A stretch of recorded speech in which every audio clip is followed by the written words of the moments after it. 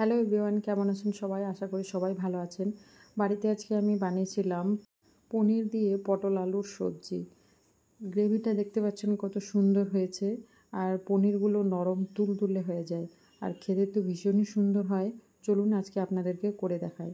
তার জন্য প্রথমেই যেটা নিয়েছিলাম সেটা ছিল পটল, আর নিয়েছিলাম আলু। পটল আর আলুগুলোকে আমরা ছুলে নিব। পটলগুলোকে আমি এভাবে ছুলেছিলাম, এক সাইডটা এরকম একটু রেখেছিলাম পটলের যে খোসাটা সেটা, আর অন্য দিকটা ছুলে নিয়েছিলাম। তারপর এরকম ছুলা হয়ে গেলে এরকম করে ডুমো ডুমো করে কেটে নিয়েছিলাম। তারপরে এবার আলুগুলোকেও একই রকমভাবে ভালো মতো ছুলে নিয়ে ডুমো ডুমো করে এরকম কেটে নিয়েছিলাম। তারপরে ক্লিন করে নিয়ে একটা ঝুড়িতে ঝাড়িয়ে দিয়েছিলাম। গ্যাস ওভেনে কড়াই বসিয়ে দিয়েছিলাম, তাতে দিয়েছিলাম সর্ষের তেল। সর্ষের তেলটা গরম হয়ে গেলে ডুমো করে কেটে রাখা আলু ও পটলটা দিয়ে দিয়েছিলাম, আর দিয়েছিলাম লবণ আর হলুদ দিয়ে ভালো মতো নাড়াচাড়া করে নিয়েছিলাম। আর একটু ঢেকে ঢেকে আমি এগুলো ভাজছিলাম যাতে একটু সেদ্ধ হয়ে যায়। যখন এরকম একটু লাল লাল হয়ে গেছিলো তখন আমি তুলে নিয়েছিলাম। সে একই কড়াইয়ে যখন সামান্য একটু তেল ছিল তার মধ্যে দিয়েছিলাম গোটা জিরে ফোড়ন, আর দিয়েছিলাম টমেটো, কাজু, আমন্ড, আদা, রসুন, পেঁয়াজ আর কাঁচা লঙ্কা। এগুলোকে এখানে একটু ভালো মতো একটু লাল লাল করে ভেজে নিয়েছিলাম, যাতে একটু নরম নরম যখন হয়ে গিয়েছিল তখন এগুলোকে প্লেটে করে তুলে নিয়েছিলাম।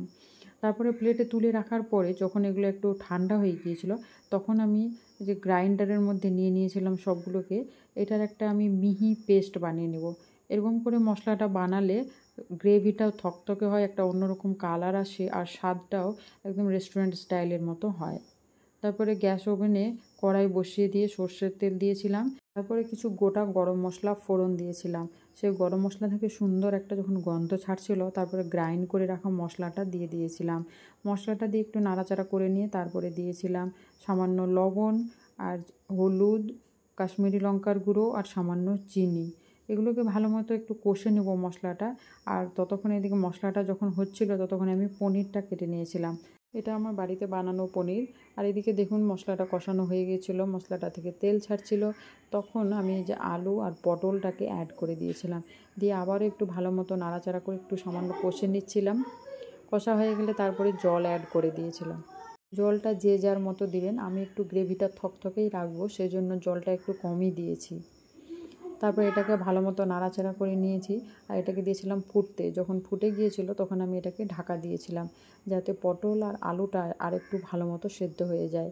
তারপরে ঢাকনা উঠিয়ে যখন দেখলাম পটল আলু সেদ্ধ হয়ে গিয়েছিল তারপরে আমি অ্যাড করে দিয়েছিলাম পনিরটাকে, দিয়ে আবারও একটু ভালো মতো নাড়াচাড়া করে নিয়েছিলাম।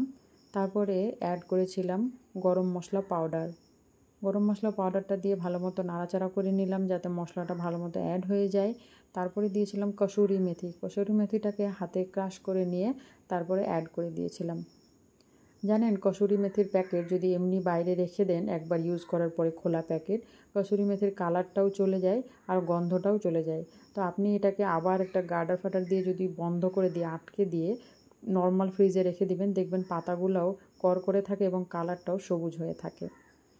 আর সবশেষে অ্যাড করেছিলাম 1 চামচ ঘি। তারপরে নাড়াচাড়া করে আমি 5 মিনিট ঢেকে রেখে দিয়েছিলাম। 5 মিনিট পরে স্ট্যান্ডিং টাইমে আমি রেখেছিলাম আরও 5-7 মিনিট। তারপরে দেখুন একদম রেডি। এরকম সুন্দর একটা পনিরের আলু পটলের সবজি, যেটা কিনা ফ্রাইড রাইসের সঙ্গে বা জিরা রাইসের সঙ্গে খুবই সুন্দর যায়, বা পোলাওয়ের সঙ্গে। আপনাদের কেমন লাগলো অবশ্যই কমেন্টসে জানাবেন এবং আমার চ্যানেলটিকে সাবস্ক্রাইব করে দিবেন।